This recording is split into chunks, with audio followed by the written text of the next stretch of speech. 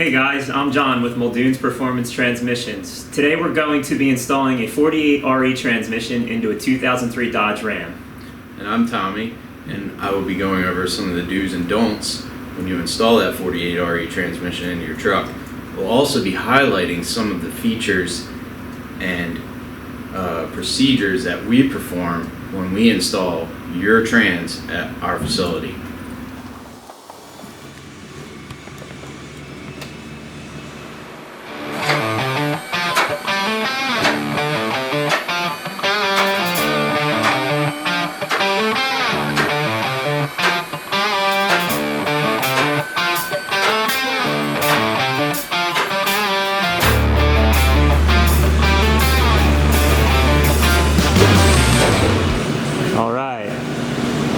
Here's the truck. We're going to be putting the 48 RE in. It's already up on the lift. And we are doing a two-wheel drive today, which is pretty uncommon for us being in the Northeast. So some of the things we look over first and foremost: get under the truck, do an inspection. Tell us a little bit about the trans lines, Tommy. So somebody's already been here, replaced these with nice factory trans lines. Much like we would do if your trans lines were leaking, generally in these spots right here, where it goes from the trans up to your heat exchanger. And that's the crimp connection, the factory crimp connection? Yeah, the factory crimp connection there. They're usually all rotted and leaking along here. We'll also take a look up here where there's other crimped rubber sections, which they're nice and new, but they'll be leaking where it'll connect to your factory cooler up there. Crimps.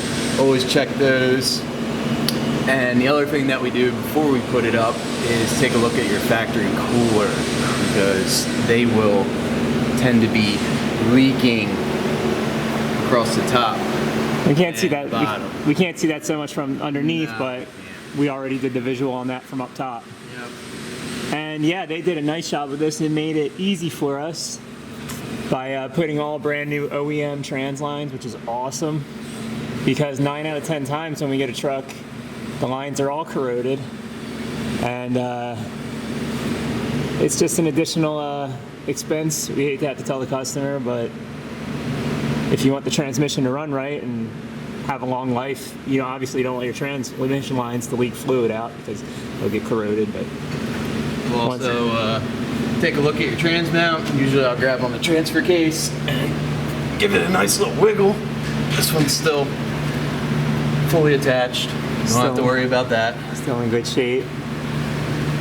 And nice. Being that this truck is 4-door long bed, we'll be taking a look at the carrier bearing. It's got some play in the isolator there, but a little bit of play. That's somewhat normal. And then when we get the shaft out, we're going to take a look at all the U-joints, make sure they don't have any slop, give them a little wiggle, make sure they rotate nicely, because when you have that vibration, that's when you have problems, and that's going to be your cracked overdrive housings, transfer cases falling off, which obviously we don't have to worry about this truck, but you can still crack an overdrive housing somewhere in this area where these bolts are.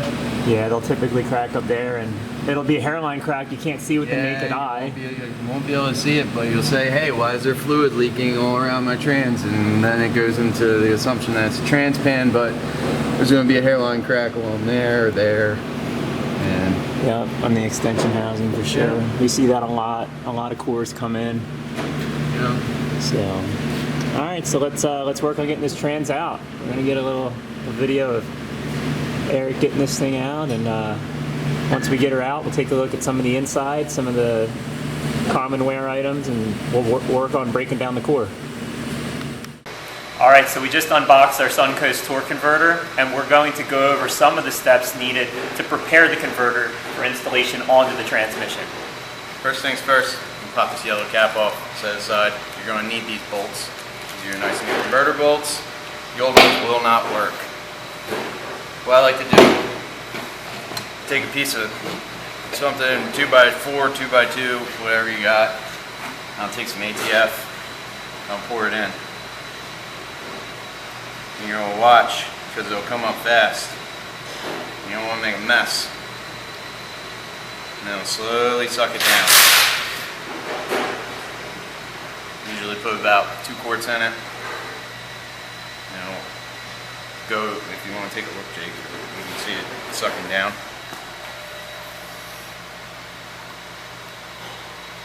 Oh, man mess.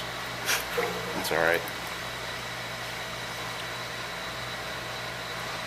So a really important step when you're installing the torque converter onto the transmission is to lubricate the input shaft on the trans. There's a seal down in the torque converter, and if there's no lubrication on that seal can get torn when you're pushing the converter and it's being received into the bell area. So what you want to do is take some assembly lubricant, assembly goo like this, or you could even use Vaseline. You want to use something petroleum based, and you want to get a nice coating on the tip of that input shaft to make sure that the seal doesn't contact the dry surface. If it does contact the dry surface, there's a predisposition for it to rip as it's going on. So a little bit of lube on that seal makes everything go together nice and easy, and it's going to really lower the chance of you damaging that torque converter seal while it's going in. So once we have the torque converter prepped, the fluid's in the converter, the input shaft is lubricated, it's now time to put the converter onto the transmission. And the main thing you want to do when you're doing this to make it easy is ensure that your oil pump, there's 2 tabs in the oil pump on the inner gear that interface with the torque converter hub. And you want to make sure, you want to visually make sure that they're aligned. And then once you know that they're aligned, you put the converter in the transmission and make sure it's lined up. And then we're going to take a measurement to absolutely make sure that our converter is all the way in the transmission. Tommy's going to put that converter in the transmission. The other thing to take note of, you have fluid in here. Be careful when you're tipping this up because you may spill a little bit.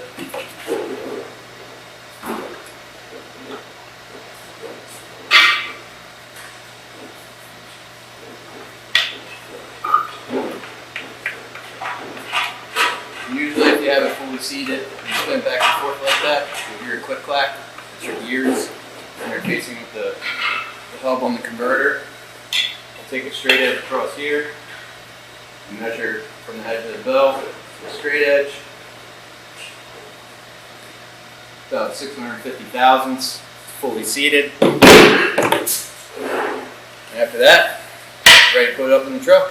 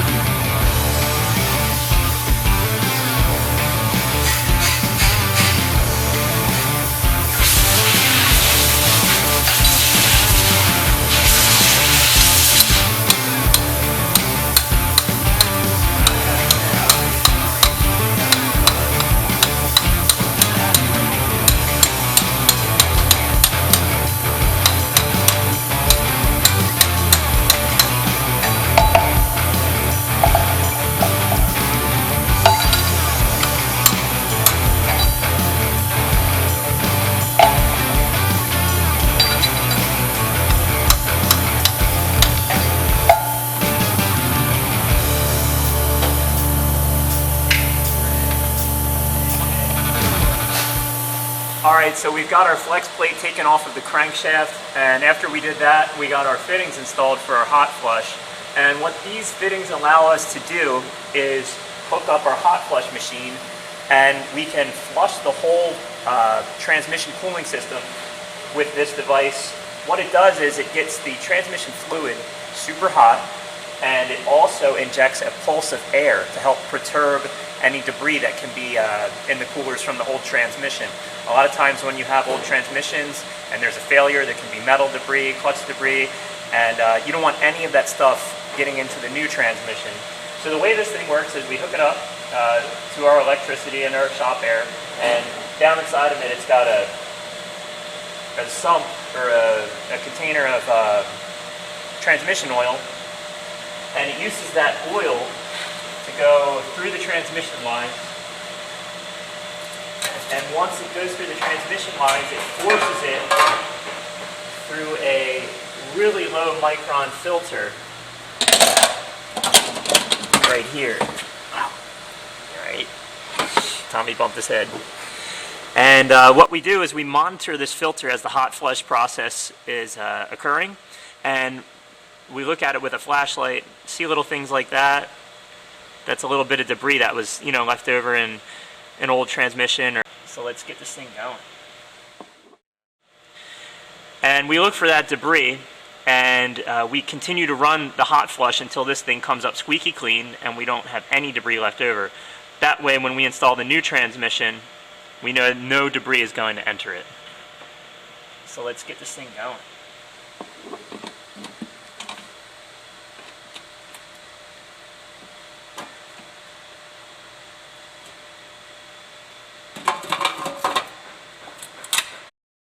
Another thing to keep in mind, not everybody has access to a hot flush, but in order to keep the warranty with one of our units, we ask that you either have the hot flush performed by a trans shop, or maybe you have a friend that has one in his garage for some reason.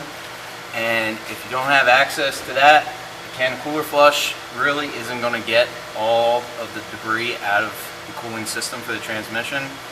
So we ask that you replace the coolers, replace the heat exchanger, the front cooler. A lot of people opt to go to the Mishimoto front cooler. Some people will put remote mount coolers back there, up here, where, you know, wherever they can fit. If you're going to go to the remote mount with the fans, we prefer that you use two of them. Not the tube and fin, but you want the bar and plate style, or the fin and plate style. Alright, so we let the hot flush run on this for about half an hour, 45 minutes. And this is, see if there's anything on the screen here. So yeah, you can tell that that screen definitely caught a little bit of debris there. It was stuck in the coolers, probably band material or who knows. But it was in there, and we do not want that to go in our new transmission. Alright, so we're going to get our new flex plate installed up onto the crankshaft. This is the SFI 29.1 spec flex plate. We include these with our Tomax transmissions and our super stock transmissions. They work really well in the lower horsepower, kind of up to 500 horsepower rating. They'll support more, but if you're running more, we like to do a billet one. Anyway, really important step when you're putting this flex plate on, do not use the ring that is on the factory plate. There will be a centering ring or a flex ring or a disc. Here, Tommy's got it right here. Don't reuse that with this flex plate. No ring, and then when you put these bolts on, you want to clean them off with the wire wheel or any way you can get them nice and clean. And then after that, put red Loctite on these bolts and torque them to 110 foot-pounds. So we're going to get the flex plate put in, new rear mains up on the crank, and after that, we're going to get the trans going back in and going to proceed with the install. Got the old trans out of the truck and the cooler is broken down. We're going to start popping stuff apart and see what's worn out inside. That's the direct drum just came off. Going to take a look at the direct clutches. These clutches are active in third gear.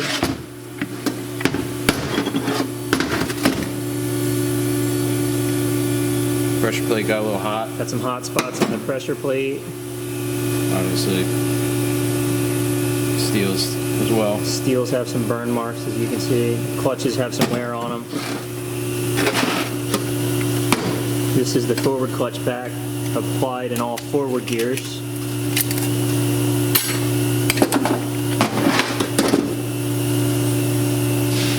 Pretty good shape overall. Yeah, they all look healthy. Yep.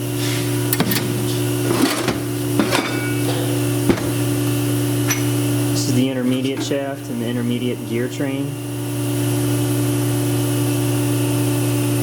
First try. We got a professional here. Done it a few times.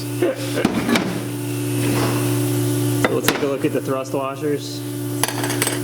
That's got some pretty heavy wear on it, some bluing. A little reverse planet there. That thrust washer's pretty worn too. We'll inspect the planetary gears for chipping and damage.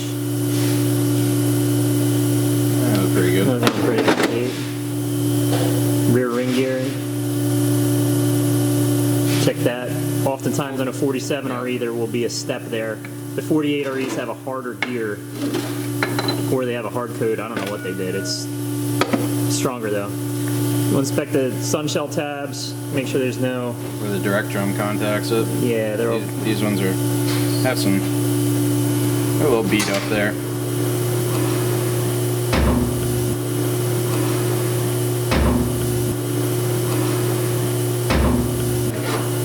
Oh, of course. Take a look at the front planet thrust washer. It's also got some wear on it. These are all the thrust washers and everything. These are all components that would get replaced in the rebuild. We also do a line to lubrication modification in the valve body so that those get more oil and they shouldn't wear out as prematurely as that.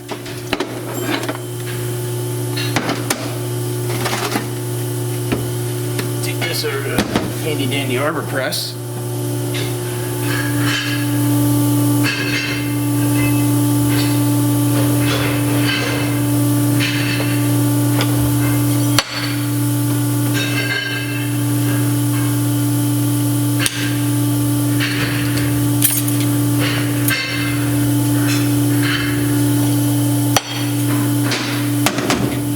Snap ring that usually is always broken, and you'll find your pieces in your pan when you go to do your service and you say, oh my god, what is that?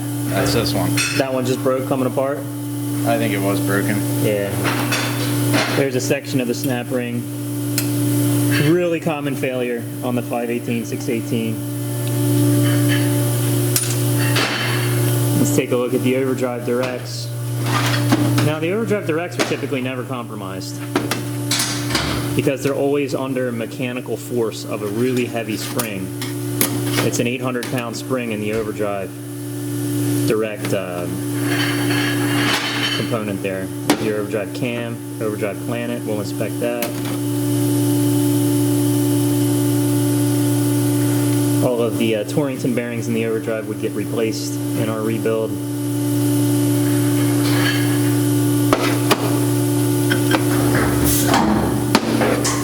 These are usually, yep, perfect. Wow. Single sides. Oh, okay. Yeah. Every once in a while you get a single-sided clutch and core.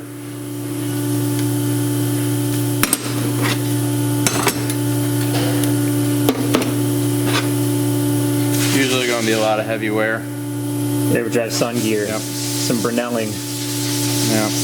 We almost always have to replace that guy now. You can see, maybe. You zoom in on that. Where it's shiny. It's pretty worn. Yeah.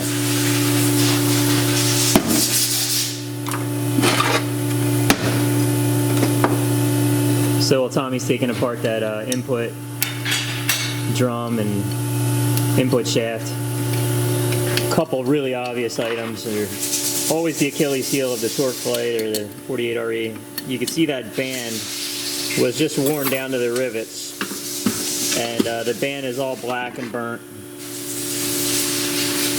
and it did dig into the direct drum, unfortunately. You can feel that with the fingernail, so that'll have to be replaced or refinished. The little reverse band over there on one of the sections of the friction material is really burnt as well.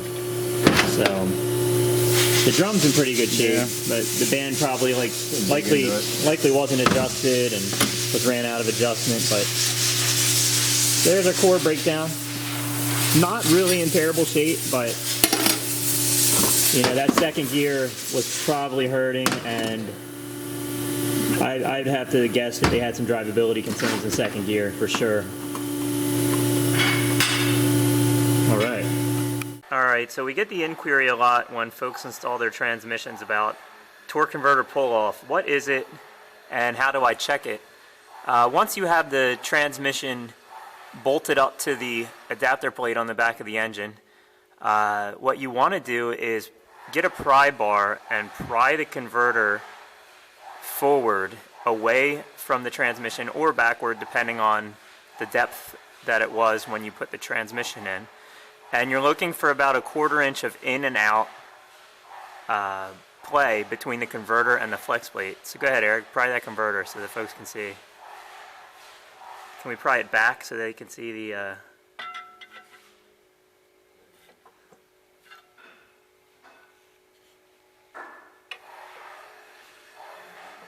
So you can see the in and out movement of the torque converter. That's your converter pull-off. And you want to ensure you have at least a 1/4 inch. All right, so one of the final steps to installing the transmission is to check your kickdown cable adjustment, and we get that inquiry quite a bit. We like to initially set the kickdown cable with an 1/8 inch of free play, and what that means is when the accelerator pedal is fully depressed, that the kickdown cable should have an 1/8 inch of rearward travel towards the back of the truck. So I'll give you guys a little video of how that works. Go ahead, Eric, hit the gas pedal all the way down. So Eric's inside the cab depressing the pedal, and this lever should have about an 1/8 inch of travel all the way back. Every truck's a little different. You may have to fiddle with the adjustment to get the shift points right, but the tighter the cable is, meaning the more rearward travel when the accelerator pedal is depressed, that will cause a later shift and higher line pressure, and the looser it is, it will have an earlier shift and lower line pressure. So you always need to check that kickdown adjustment when you're installing the transmission. And to adjust the kickdown cable, there's an adjuster up by the injection pump, or you could always just tweak this bracket a little bit to get it, in the perfect position.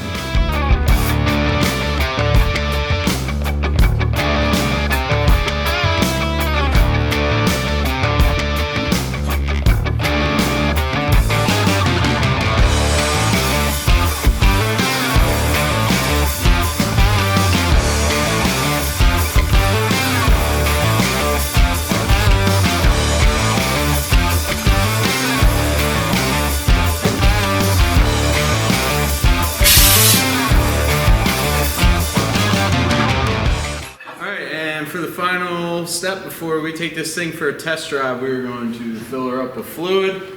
We use ATF Dexron Mercon, commonly asked question.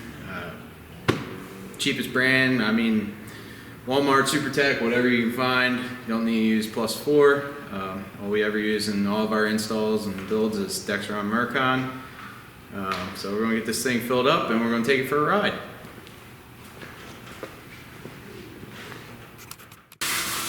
Alright guys, just got back from the test drive, trans is installed, doing a quick little check over, see if there's any leaks. We always go and, make sure that none of the cooler fittings are leaking, nothing leaking out of your neutral safety switch. Come back here, make sure the seal's all dry, obviously because it's a 2-wheel drive. We're going to check that one, check that on your transfer case as well. Do one last checker, make sure everything's 100%, everything's tight, ready to go, ready for the customer to come pick it up and be on their way. And that concludes the installation of a Muldoon 48RE transmission. If you have any questions about your 48RE transmission, feel free to contact us. Thank you for watching.